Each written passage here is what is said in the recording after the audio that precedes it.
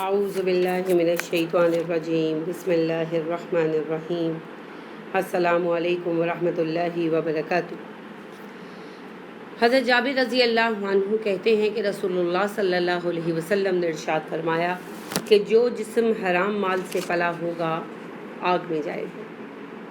اسی طرح ابو ہریرہ رضی اللہ عنہ کہتے ہیں کہ رسول اللہ صلی اللہ علیہ وسلم نے فرمایا کہ ایک شخص حج یا جہاد کے لیے طویل سفر کر کے آتا ہے، وہ غبار آلود ہوتا ہے، اس کے بال بکھرے ہوئے ہوتے ہیں، وہ آسمان کی طرف ہاتھ پھیلاتا ہے اور اللہ کو پکارتا ہے، کہتا ہے اے رب یعنی دعا کرتا ہے۔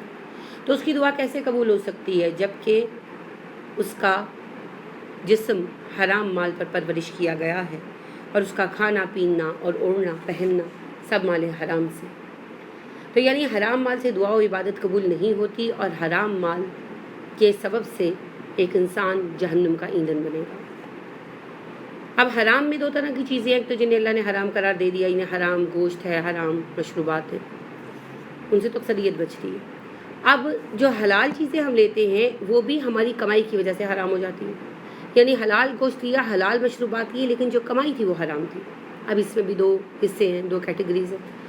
ایک وہ چیز، وہ کمائی جو واضح طور پر حرام ہے، فی نفسی ہی حرام ہے اور پتہ ہے سب کو، ناچ گانے کی کمائی، جسم فروشی کی کمائی، ڈاکے کی کمائی، رشوت کی کمائی، سود کی کمائی۔ اب کچھ چیزیں بڑی چھوٹی چھوٹی ہیں جنہیں ہم عام طور پر اہمیت نہیں دیتے، مگر وہ ہماری کمائی کو حرام کر دیتی ہیں۔ جائز حلال کام ہے اور کمائی حرام ہو جاتی ہے۔ کیسے؟ رسول اللہ صلی اللہ علیہ وسلم بازار سے گزرے مدینہ کے، تو ایک صاحب اناج کا ڈھیر لگائے بیٹھے بیچ رہے تھے۔ آپ نے ہاتھ ڈالا تو نیچے سے اناج گیلا تھا، اوپر سے خشک تھا۔ آپ صلی اللہ علیہ وسلم نے پوچھا کہ یہ کیا ہے؟ وہ صاحب کہنے لگے جی اللہ کے رسول صلی اللہ علیہ وسلم اس پر بارش پڑ گئی تھی۔ آپ نے کہا پھر آپ نے اس گیلی گندم کو یا جو بھی وہ اناج تھا، اس گیلے اناج کو اوپر کیوں نہیں ڈالا تاکہ لوگوں کو پتہ چل جائے؟ اور پھر آپ نے فرمایا من غش فلیس منا، جس نے ملاوٹ کی وہ ہم میں سے نہیں ہے۔ کتنی بڑی وعید ہے، وہ مسلم امہ میں کاؤنٹ ہی نہیں ہونا، کہ قوم شعیب کا فعل تھا، یاد؟ تو لہٰذا اس طرح کی حرکتوں سے بچنا ہے۔ گندم یا کوئی بھی اناج کاشت کرنا اور بیچنا بہت رزق ہے حلال قسم کا، لیکن اگر اس میں ملاوٹ ہے، دھوکہ دہی ہے، تو وہ حرام ہوگا۔ اسی طرح آپ دیکھیے کہ ہمارے جو دودھ کے بیچنے والے ہیں وہ پانی ملاتے ہیں، ملاوٹ ہے، اور من غش فلیس منا، بھول جاتے ہیں اس بات کو، پتہ ہی نہیں ہے کہیں۔ پھر دودھ کی کئی دکانیں ایسی میرے آبزرویشن میں آئیں، وہاں میں نے کبھی دودھ کا کوئی ٹرک نہیں دیکھا، یعنی وہ کسی ڈیری فارم سے دودھ نہیں لیتے، وہ مصنوعی طریقے سے کیمیکلی دودھ بناتے رہتے اور بیچتے رہتے۔ دھوکہ، بہت بڑا دھوکہ۔ یا تو آپ بتا دینا کہ ڈیری پروڈکٹ نہیں ہے، یہ نیچرل نہیں ہے، لوگ اپنی مرضی اور پسند سے لیں، ان کی مرضی، لیکن کیا کرتے ہیں؟ بیچتے ہیں بغیر بتائے، دھوکہ دیتے ہیں۔ تو یہ بہت بڑے گناہ ہیں، یہ کمائی حرام ہو گئی۔ اسی طرح کپڑا جو بیچتے ہیں تو وہ عیب زدہ کپڑا، خراب کپڑا بیچ دیتے اور بالکل جو ہے اعتراف نہیں کرتے کہ چیز جو ہے خراب ہے، یہ کپڑا خراب ہے، اس میں کوئی نقص ہے۔ پھٹا ہوا، کٹا ہوا، عیب زدہ کپڑا جو ہے وہ بیچ لیں گے، اور آپ گھر آ کے کھولتے ہیں تو بیچ میں نقص ہوتا ہے اور وہ اس بات کو بالکل نہیں بتاتے۔ اسی طرح رسول اللہ صلی اللہ علیہ وآلہ وسلم نے کہا، حضرت ابو امامہ رضی اللہ عنہ سے یہ حدیث ہے کہ جو شخص قسم کھا کر کسی مسلمان کا حق مارے، اس پر اللہ تعالیٰ جہنم واجب کر دیتے ہیں اور جنت حرام کر دیتے ہیں۔ ایک صاحب نے عرض کیا اللہ کے رسول صلی اللہ علیہ وسلم چاہے وہ چیز معمولی ہی کیوں نہ ہو؟ آپ صلی اللہ علیہ وسلم نے فرمایا ہاں، پیلو کے درخت کی وہ ایک ٹہنی ہی کیوں نہ ہو۔ ٹھیک ہے، صحیح حدیث، صحیح، بالکل اتھینٹک۔ اور کپڑوں کے تاجروں میں نے ایک خصوصیت پائی کہ کوئی پوچھے نا کہ کپڑا صحیح ہے، اس پہ بر تو نہیں آئے گی، او جی اللہ کی قسم کی بالکل صحیح ہے، آپ لے جائیں۔ ہم اپنے گھر والوں کے بھی یہ لے کر گئے ہیں اس دفعہ تو، اور گھر لا کر جیسے ہی پانی میں ڈالتے ہیں تو وہ رنگ بھی چھوڑ دیتا ہے اور بر بھی آ جاتی ہے، واپس آتے ہیں تو نظر ہی نہیں ملاتے۔ ایک جوڑا بیچنے کے لیے، ایک معمولی سی چیز کے لیے آپ نے جہنم حرام اور جنت حرام اور جہنم واجب کر لی، کیسی بے وقوفی کی بات ہے۔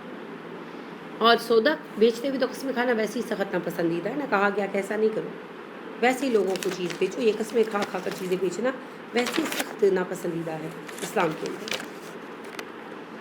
اسی طرح آپ دیکھیے नाप तोल में कमी करना भी इसी की एक आ जाती है किस्म, धोखाबाजी की।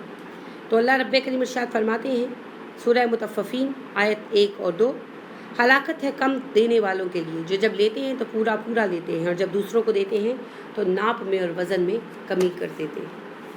तो ये अल्लाह रब्बे करीम का फरमान है जो हम लोग अक्सर ही करते हैं। कपड़ा जो है मैयर करते हुए थोड़ा सा ऐसे खींच कर बचा लेते हैं और तोलते हुए हल्की सी ऐसे डंडी मार देते हैं। तो कोशिश करें कि हक से ज़्यादा दे दें ताकि आपकी तरफ ना निकले।